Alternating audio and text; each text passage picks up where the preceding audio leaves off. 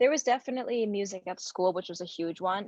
For all of the teachers who are watching, I think it's really vital to make sure that music instruments are not gendered from such a young age. As a drummer, so often I've heard this story over and over again of how in class each kid had to choose one instrument, and the boys just got the one drum set that was there, or the three djembes that were there went to the three male students. And so women from a young age are excluded from having access to a wide majority of instruments. And instruments absolutely should not be gendered. It's a ridiculous stereotype that we have to combat.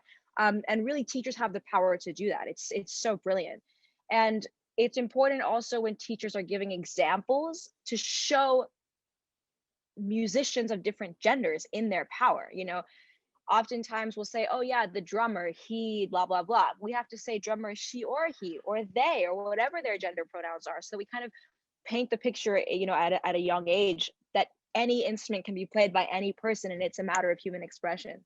I think the second thing that kind of really worked for me in my journey is that I came from a very nurturing environment. I was very seen as a young person, so it made me feel brave to take risk. As a young person, if you don't feel safe, or if you feel like as soon as I play something it's going to be criticized, there's no way a kid is going to step out of their comfort zone to do that. And so really being so encouraging makes a difference. I think my music teacher was so grateful that I was so hype about music that she kind of gave me extra attention and nourishment, in a way that I didn't necessarily see her give other students. And so that encouraged me. But when a kid feels seen, they rise to the occasion. When a kid feels excluded, they rebel and they say, F this, I don't want to be part of it.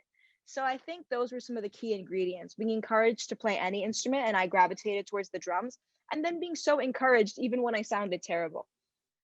Kids are not taught to access the freedom of their full expression from a young enough age. In fact, it's quite the opposite. I remember when I had to learn piano, which is a far more oppressive instrument, because every week I just had to learn whatever song was next in the book and memorize it and then play it back for the teacher. And I understand when there's a big class and it's hard to manage hundreds of different personalities in the classroom.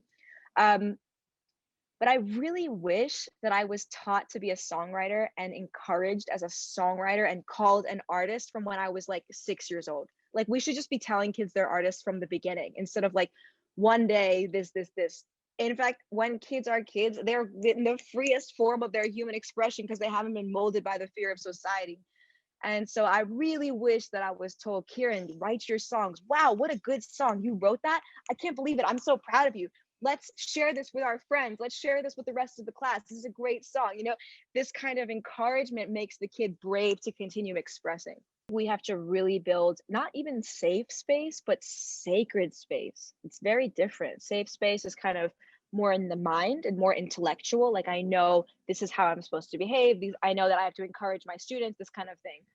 But sacred space comes from the heart. Sacred space is like, I'm a teacher and I have the ability to change these kids' lives because they're spending so much time with me, because they're coming into my classroom, and I have the responsibility to set the tone from top down.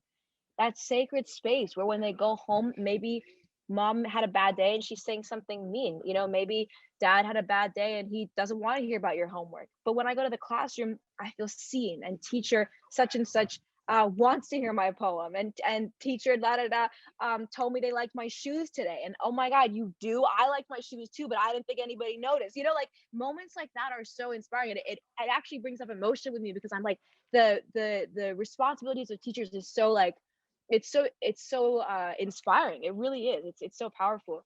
So I think that's a big one. That's how I felt safe to own my voice in certain scenarios where the teacher is creating this space where you're not allowed to be rude to each other, and it'll be checked if you are. No, we don't talk like that.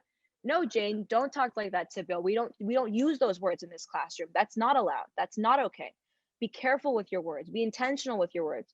Jane, why don't you try again and say something encouraging to Bill? What did you like about his artwork today?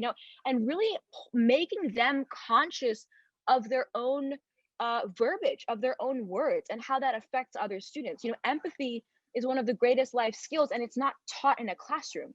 And so these kind of extra life skills that we can induce to create these safe spaces so kids feel like they can actually own their voice.